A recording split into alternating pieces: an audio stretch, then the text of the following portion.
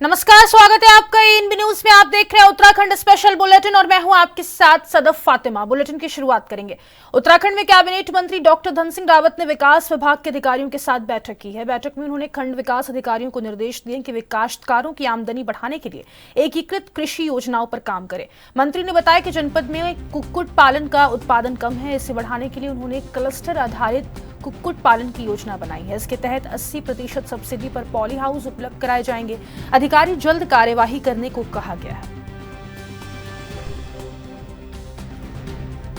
विभाग की तरफ से लगभग 15,000 पॉली हाउस लगा रहे हैं। हमने पौड़ी जिले में कहा, आज सीडीओ भी थे, सारे वीडियो भी थे, हमारे कोऑपरेटिव के लोग भी थे, उद्यान के लोग भी थे। हमने कहा कि हर ब्लॉक में 2-2, 3-3 क्लस्टर पे कर रहे हैं काम, और जितना 80% सब्सिडी उत्तराखंड सरकार दे रही है, और जो सब्सिडी नहीं मिलेगी उसको हम कोऑपरेटिव से उनको 0% पे दे देंगे, ताकि किसानों को कोई दिक्कत ना हो। और ऐसे क्लस्टर को चयनित पर सभी वीडियो लोग करेंगे। और मुझे लगता है कि इससे जो माननीय प्रधानमंत्री जी का सपना है कि किसानों की आय दुगनी हो जाए, हमारे पहाड़ का पलायन हो जाए, उस पर हम बहुत साइंटिफिक मोड पे इस काम को ले जाएंगे। और मुझे लगता है कि कुछ इस बार पौड़ी जिले में काफ़ी क्लस्टर। अल्मोड़ा के जयंती ब्लॉक में सड़क डामरीकरण कार्य की खराब गुणवत्ता में गुस्साए ग्रामीणों ने ठेकेदार का वीडियो सोशल मीडिया पर डाला है। वीडियो में ग्रामीण सड़क पर डामर को हाथ से निकालते हुए दिख रहे हैं, जो सड़क निर्माण में लापरवाही की ओर इशारा कर रहा है। ग्रामीणों ने विभाग की मिलीभगत का आरोप लगाया है और नैनीताल हाईकोर्ट के एडवोकेट विनोद चंद्र तिवारी ने इस मामले में जिलाधिकारी अल्मोड़ा को लिखित शिकायत दी है, जिसमें भ्रष्टाचार निवारण अधिनियम के तहत कार्रवाई करने की मांग की गई है।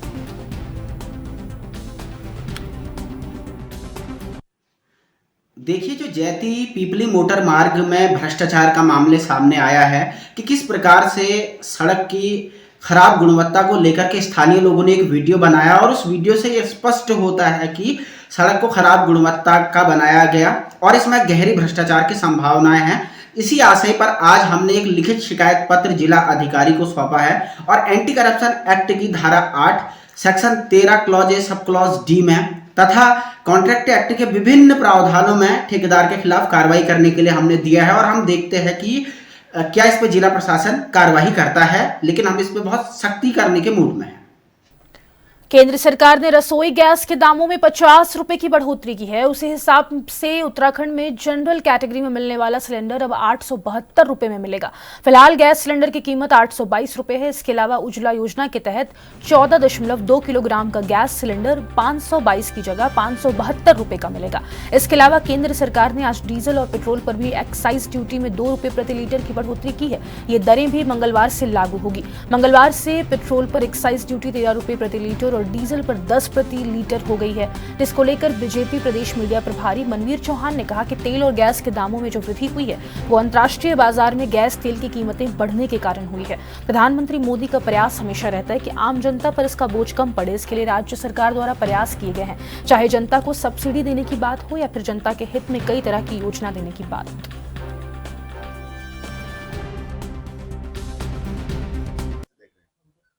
देखिए, तेल और गैस की कीमतों में जो वृद्धि हुई है वो अंतर्राष्ट्रीय बाजार में तेल और गैस की कीमतें बढ़ने के कारण हुई हैं। और हमारे प्रधानमंत्री माननीय नरेंद्र भाई मोदी जी का प्रयास रहता है कि हम आम जनता को पर इसका कम से कम बोझ पड़े। इसके लिए सरकार के द्वारा प्रयास किए गए हैं। इसमें चाहे सब्सिडी देने की बात हो, चाहे अन्य तरह के उपदान लाभ देने की बात हो। और पूर्ववर्ती सरकारों के द्वारा जब अंतर्राष्ट्रीय बाजार में तेल और गैस की कीमतें कम होती थी तो कभी भी आम जनता को और आम उपभोक्ताओं को इसका लाभ नहीं दिया जाता था। लेकिन आदरणीय नरेंद्र भाई मोदी जी की सरकार में ही ये सुनिश्चित हुआ है कि जब अंतर्राष्ट्रीय बाजार में तेल और गैस की कीमतें कम होती हैं तो हम आम जनता और आम उपभोक्ताओं को इसका लाभ देने का काम किया है। तो निश्चित रूप से अंतर्राष्ट्रीय बाजार में जो तेल और गैस की कीमतें बढ़ी हैं उस कारण इसमें थोड़ा सा वृद्धि हुई है, लेकिन सरकार का हमेशा यह प्रयास रहा है कि आम उपभोक्ताओं पर इसका कम से कम उत्तराखंड में विगत दिनों पलायन आयोग की रिपोर्ट ने प्रदेश के सरकारी स्कूलों की माली हालत पर सरकार का ध्यान आकर्षित किया था। ऐसे में कांग्रेस प्रदेश अध्यक्ष ने भी एक बयान जारी किया था, जिसमें उन्होंने कहा कि भाजपा का ध्यान तो सिर्फ मजार मस्जिदों और मदरसों पर है, स्कूलों पर कहां ध्यान देगी। ऐसे में अब बीजेपी प्रवक्ता ने कांग्रेस प्रदेश अध्यक्ष पर ही आरोप लगा दिए कि वह उत्तराखंड में समाज को बांटने का काम कर रहे हैं। उनकी सरकार सरकारी स्कूलों के लिए हर बेहतर कदम उठा रही है और दिनों दिन उसमें प्रगति भी देखी जा रही है, लेकिन कांग्रेस सिर्फ तुष्टीकरण की राजनीति करती है और अपना वोट बैंक बचाए रखने के लिए धर्म विशेष के साथ खड़ी रहती है।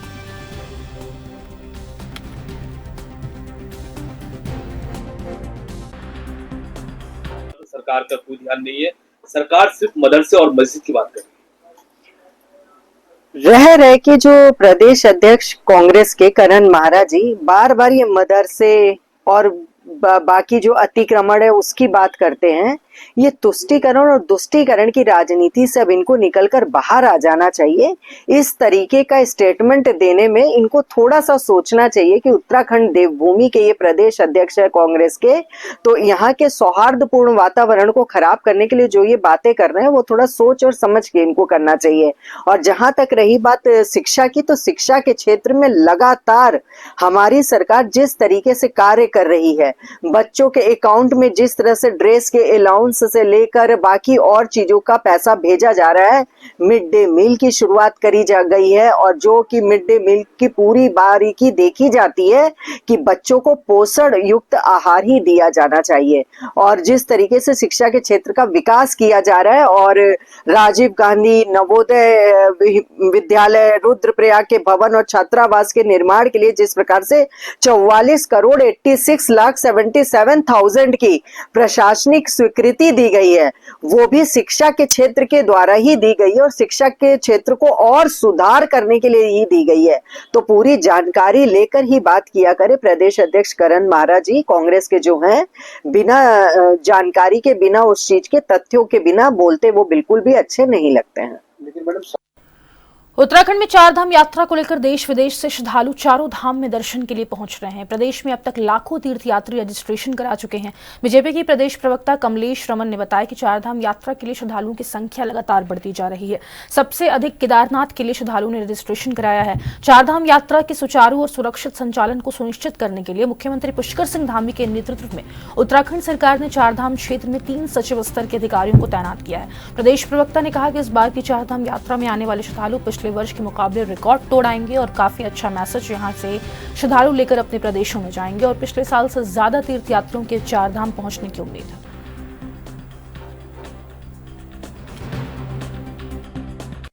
बिल्कुल, देखिए ये शुभ संकेत है कि पिछली बार की हमारी यात्रा से भी ज्यादा यहाँ पर श्रद्धालु पहुंचेंगे और जो व्यवस्थाएं जो श्रद्धालुओं को दी जाते हैं सरकार के द्वारा, मुझे लगता है कि बहुत ही बेहतर पुष्कर सिंह धामी जी ने पूर्व में भी यात्रा चलाने का काम किया था और इस बार भी जो हमारे श्रद्धालु यहाँ पहुंचेंगे उनको किसी प्रकार की दिक्कत या परेशानी ना हो, उसको लेकर भी अधिकारियों को दिशा निर्देश देने का काम किया गया है। और जो हमारे स्वयं सहायता समूह हैं, उनसे जो हमारी महिलाएं हैं, जो मातृशक्ति को आगे बढ़ाने के लिए, उनकी आमदनी को और बढ़ाने के लिए यात्राओं के दौरान उनके 200 से ज्यादा रेस्टोरेंट खोलने का भी पुष्कर सिंह धामी जी की सरकार ने निर्णय लिया है। उन महिलाओं को आत्मनिर्भर बनाने का काम किया गया है और जो हमारे श्रद्धालु इस प्रदेश के अंदर पहुंचेंगे, जो यहाँ से एक बेहतर संदेश लेकर के जाएंगे, क्योंकि चारों धाम यहाँ बसते हैं, धर्मस्थली है उत्तराखंड, वो अच्छा एक संदेश उत्तराखंड से लेकर के जाए। हमारी मातृशक्ति भी आगे बढ़ेगी, हमारा जो आर्थिकी है उसको भी बढ़ोतरी मिलेगी और जो श्रद्धालु यहाँ पर आएंगे उनको बेहतर सुविधाएं ये सरकार देगी। इसीलिए पूरा जितना भी पड़ाव होगा, जितनी भी यात्रा होगी, चाहे हमारे रजिस्ट्रेशन से लेकर के तमाम व्यवस्थाओं को दुरुस्त रखने के लिए सभी अधिकारियों को दिशा निर्देश देने का काम माननीय मुख्यमंत्री जी ने किया है। सरकार ने सोमवार को पेट्रोल और डीजल पर 2-2 रुपए प्रति लीटर का उत्पाद शुल्क बढ़ा दिया है। यहां फैसला वैश्विक तेल कीमतों में उतार चढ़ाव और ट्रंप प्रशासन के द्वारा लगाए गए जवाबी टैरिफ के चलते लिया गया। नई कीमतें 8 अप्रैल से लागू हो गई है। बीजेपी मीडिया प्रभारी ने कहा कि अंतर्राष्ट्रीय बाजार में कीमतों में वृद्धि को देखते हुए एक कदम उठाया गया। हालांकि प्रधानमंत्री मोदी का हमेशा प्रयास रहता है कि आम जनता पर इसका बोझ कम पड़े। वहीं कांग्रेस प्रवक्ता डॉक्टर प्रतिमा सिंह ने महंगाई को लेकर केंद्र सरकार की आलोचना की और कहा कि मोदी के 2014 के नारे के बावजूद महंगाई बढ़ती जा रही है।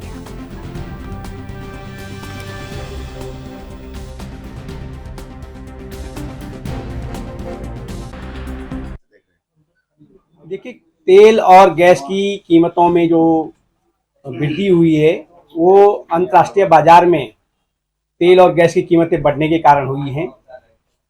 और हमारे प्रधानमंत्री माननीय नरेंद्र भाई मोदी जी का प्रयास रहता है कि हम आम जनता को पर इसका कम से कम बोझ पड़े, इसके लिए सरकार के द्वारा प्रयास किए गए हैं। इसमें चाहे सब्सिडी देने की बात हो, चाहे अन्य तरह के उपदान लाभ देने की बात हो।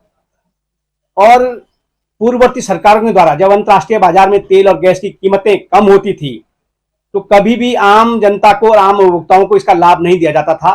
लेकिन आदरणीय नरेंद्र भाई मोदी जी की सरकार में ही ये सुनिश्चित हुआ है कि जब अंतर्राष्ट्रीय बाजार में तेल और गैस की कीमतें कम होती हैं तो हम आम जनता और आम उपभोक्ताओं को इसका लाभ देने का काम किया है। तो निश्चित रूप से अंतर्राष्ट्रीय बाजार में जो तेल और गैस की कीमतें बढ़ी हैं उस कारण इसमें थोड़ा सा वृद्धि हुई है।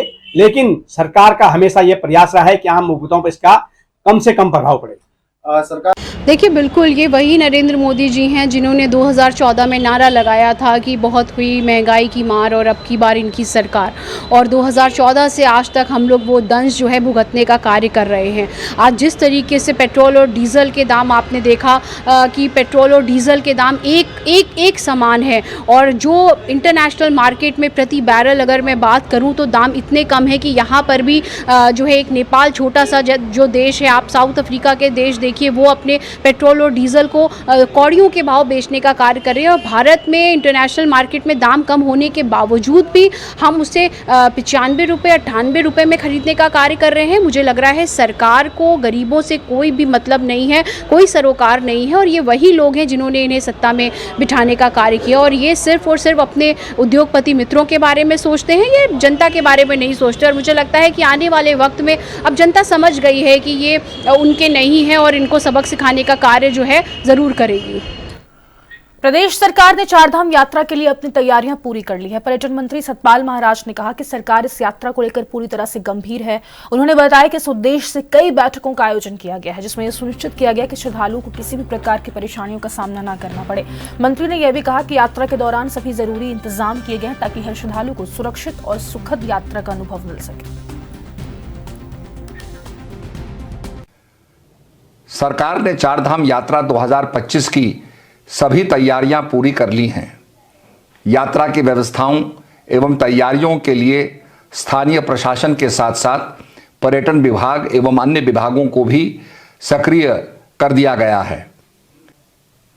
हम भगवान से प्रार्थना करते हैं कि सभी की चारधाम यात्रा मंगलमय हो और उनके मनोवांछित फलों को पूरा करने वाली हो। धन्यवाद।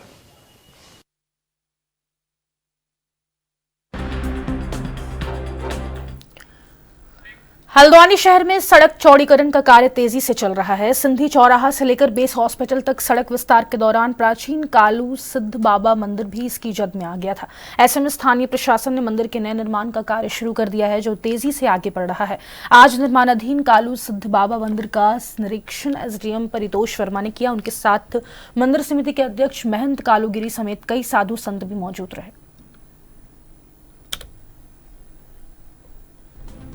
देखिए, जो मंदिर समिति यहाँ है और जो बाबा जी हैं, इनके साथ हमारी वार्ता हुई थी और काफ़ी सहयोग आपके द्वारा किया जा रहा है। मंदिर का निर्माण भी किया जा रहा है।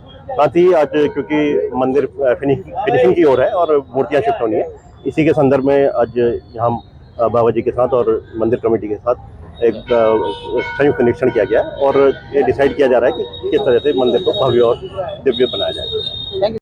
प्लास्टिक के लिए तरफ से आ रहा है तो आदेश हम क्या करें भगवान, वरना प्राचीन चीजें तो प्राचीन ही होती है, आपको पता ही है। लोगों की आस्था जुड़ी है वहां पर से, बहुत प्राचीन था। पीपल का पेड़ ब्रह्मदेव बाबा की पूजा करते हुए आए, कई पीढ़ी से आए लोगों ने दर्शन करे हैं आपके यहाँ कालू सिद्ध बाबा के। अब ये आस्था से, अब ये सरकार के हुक्म चल रहा है, सबका हुक्म चल रहा है, सरकार के उसमें भी मानना पड़ेगा हमें, और हम भी धर्म को मानते ही हैं। ये सनातन धर्म के लिए अब आप लोग ये भव्य बना ही रहे हैं, ये तो यहाँ पर जगह दे दी है तो यहाँ बन रही है आपके दया से, और सब आस्था लोगों की चालू रहेगी पूजा। कोई और दूर तो जाना नहीं पड़ेगा आपको।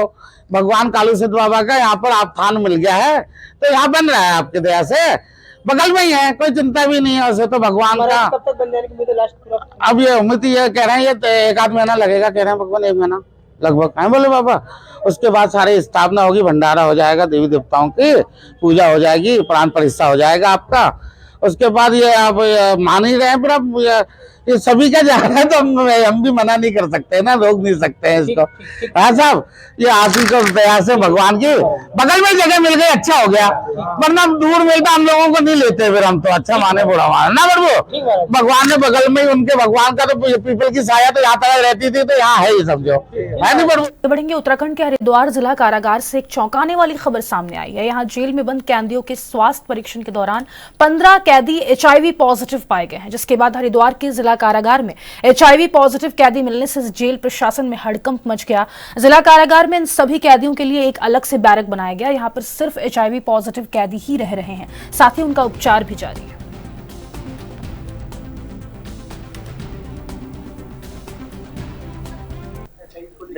देखिए, जो भी इनमेट्स जो है कारागार में आता है, उसके आते ही जो है सर्वप्रथम अन्य जांचों के साथ साथ HIV जांच भी होती है। और अभी हमारे पास लगभग 15 इनमेट्स ऐसे हैं जिनमें HIV की पुष्टि हुई है। तो ये सब कैसे? उनको अन्य बंदियों से अलग हमने एक रखा है और पूरी प्रिकॉशंस जो भी इसकी गाइडलाइंस होती हैं HIV पॉजिटिव बंदियों के लिए, उनका पालन किया जाता है। इस तरह से इनको अलग करके इनका क्या व्यवस्था डॉक्टर्स वगैरह की जाती है? लगभग 1100 बंदी जो है हमारे इस जेल में है, और जो HIV पॉजिटिव हैं उनके लिए हमने एक अलग बैरक रखा है, और उसी बैरक में वो HIV पॉजिटिव बंदी रहते हैं। उत्तराखंड के मुख्यमंत्री पुष्कर सिंह धामी बुधवार को अपने गृह नगर खटीमा पहुंचे, जहां उन्होंने अपने पिता स्वर्गीय श्री सूबेदार शेर सिंह धामी को 5वीं पुण्यतिथि पर आयोजित सैनिक सम्मान समारोह में भाग लिया। इस अवसर पर उन्होंने 213 फीट ऊंचे तिरंगे झंडे के भूमि पूजन समारोह में हिस्सा लिया।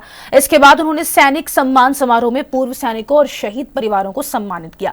मुख्यमंत्री धामी ने भावुक होते हुए कहा कि सैनिकों और उनके परिवारों का सम्मान करना हमारी सरकार की प्राथमिकता है।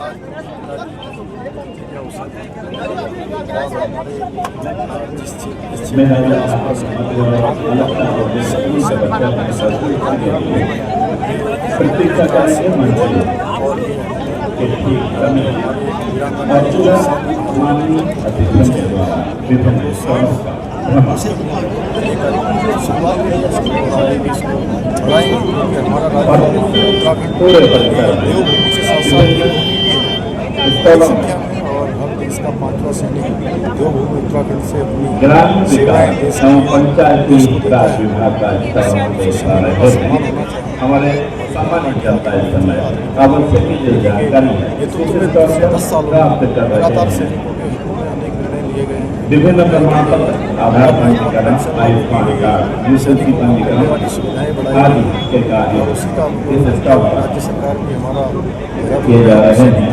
और अगर बाई तरफ जब मंच है, मेरा निवेदन होगा जो मेधावी छात्र हमारे खड़े हैं, उनका कार्यक्रम जब संपन्न हो जाए, उनसे निवेदन होगा कृपया मंच के बाई तरफ हो जाए, क्योंकि अलग से अपने प्रस्तुति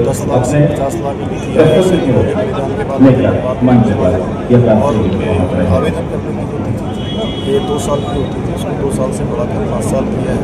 आने वाले समय में हम सैनिकों को जो भी जरूरी हो वो सब फैसले। खटीमा अभिभावक संघ के अध्यक्ष व वरिष्ठ बीजेपी नेता एडवोकेट नीरज रस्तोगी के नेतृत्व में अभिभावकों के एक प्रतिनिधिमंडल ने निजी विद्यालयों द्वारा की जा रही मनमानी के खिलाफ कार्यवाही करने सहित 7 सूत्रीय मांगों को लेकर खंड शिक्षा अधिकारी भानु प्रताप कुशवाहा से मुलाकात की और उनके माध्यम से जिलाधिकारी को एक ज्ञापन भी सौंपा। वहीं आक्रोशित अभिभावकों ने बताया कि प्राइवेट स्कूलों द्वारा महिला परिचालक के बिना ही स्कूल बसों का संचालन हो रहा है। वहीं इस मामले में खंड शिक्षा अधिकारी भानु प्रताप कुशवाहा ने आश्वासन दिया कि जल्द ही प्राइवेट स्कूलों के संचालकों की एक बैठक बुलाकर 1 सप्ताह के भीतर सभी समस्याओं का निराकरण कर दिया जाएगा।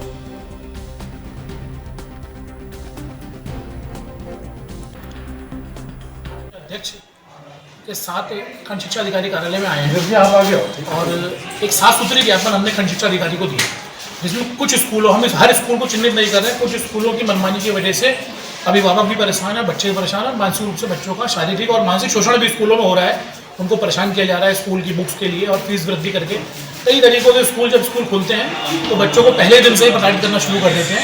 तो उसके खिलाफ, और जो एक डग्गा मार वाहन जो है, जो जगह जगह स्कूलों में चल रहे हैं, वो प्राइवेट वाहन है।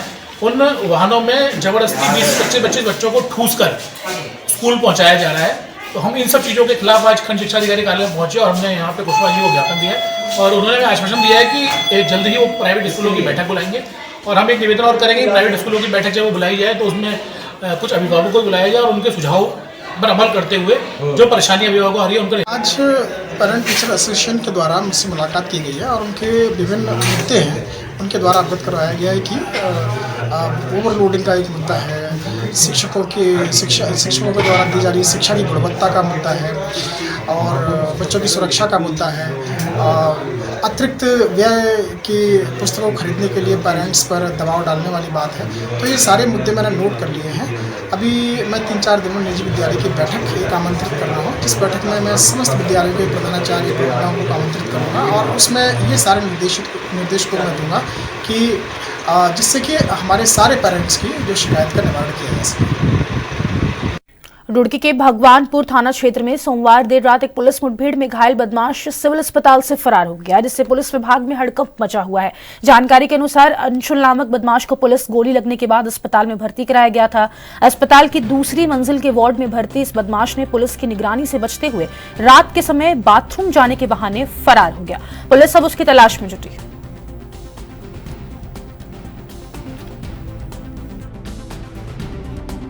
उसके बाद सूचना आ रही है कि जो कैदी जो पकड़ा गया था वो फरार हो गया। क्या कल रात को भगवानपुर पुलिस के द्वारा मुठभेड़ में घायल एक व्यक्ति जो अस्पताल में एडमिट था, सुबह बाथरूम में जाने के बहाने वो बाथरूम में गया और पीछे की खिड़की तोड़ के वो वहां से फरार हुआ है। पुलिस सभी जितने उसके महत्वपूर्ण ठिकाने हैं जहां पर भी वो निकला है, हम लोग लगातार उसको वॉच कर रहे हैं। हम लोग जल्दी ही, मुझे उम्मीद है कि हम इसे पकड़ लेंगे। ये पुलिस के समक्ष एक चुनौती है और उसको हम स्वीकार करते हैं और उसमें आपको अच्छा रिजल्ट भी मिलेगा। क्या कुछ सर? Thank you. इस बुलेटिन में फिलहाल के लिए इतना ही। मुझे दीजिए इजाजत। नमस्कार।